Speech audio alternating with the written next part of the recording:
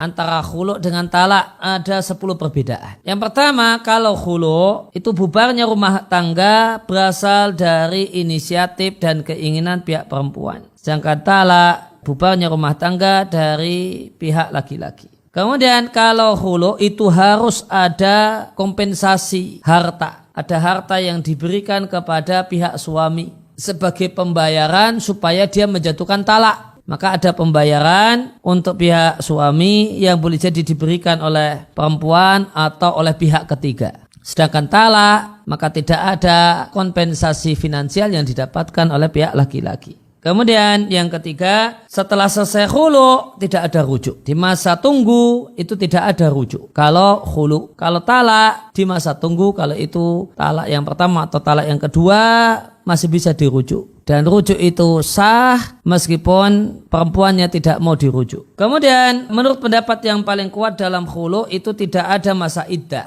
Cuma memastikan rahim itu kosong dengan 1 kali haid. Demikian pendapat yang dirajihkan oleh banyak ulama. Di antaranya Ibnul Qayyim. Sedangkan kalau talak itu ada masa iddahnya. 3 kali haid, kurang lebih 3 bulan. Kemudian yang kelima, kalau khulu itu boleh terjadi ketika haid dan ketika suci yang sudah pernah dikumpuli. Namun kalau talak tidak boleh. Haram hukumnya dilakukan saat istri haid atau dalam keadaan suci dan pernah dikumpuli. Kemudian di masa tunggu setelah khulu, maka tidak ada kewajiban menafkahi. Mantan suami tidak punya kewajiban menafkahi. Sedangkan kalau untuk talak di masa iddah, suami masih memiliki kewajiban untuk menafkahi dan memberikan tempat tinggal. Manakala talaknya adalah talak raj'i, talak yang pertama atau talak yang kedua. Kemudian yang ketujuh yang namanya khulu, khulu itu disebut dengan bainunah surra. Bainunah kecil itu maknanya tidak bisa rujuk. Bisanya nanti setelah masa tunggunya berakhir dilamar lagi kemudian akad nikah baru.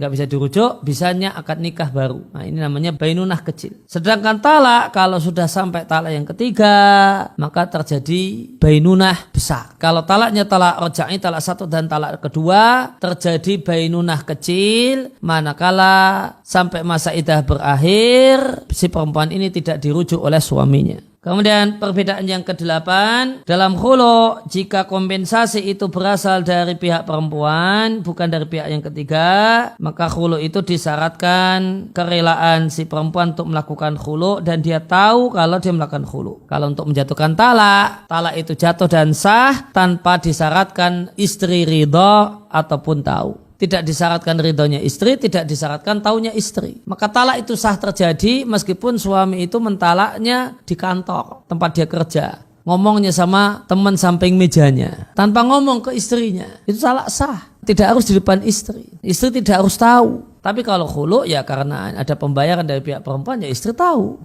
Kemudian yang ke-9, setelah terjadi khulu, maka seandainya salah satu dari 2 orang ini meninggal dunia tidak bisa mendapatkan warisan. Khulu telah sah terjadi, sehari 2 hari setelah itu pihak laki-laki yang meninggal. Perempuannya tidak dapat warisan atau sebaliknya. Lain hanya kalau dalam talak masa iddah masih dan itu talaknya talak raj'i, suaminya meninggal, di masa iddah tersebut istri dapat warisan. Istri yang ditalak dengan talak raj'i dapat warisan. Kemudian yang ke-10, kalau setelah khulu itu terjadi, maka perempuan itu langsung sah jadi orang lain. Begitu ketok palu khulu, sah khulu, maka sudah jadi mantan istri. Namun kalau talak di masa iddah itu masih istri. Di masa iddah jika talaknya talak raj'i itu masih istri sampai masa iddah berakhir. Kalau masa iddah sudah berakhir baru resmi jadi orang lain dan dapat label mantan istri dan mantan suami. Itu 10 perbedaan antara khulu dan talak.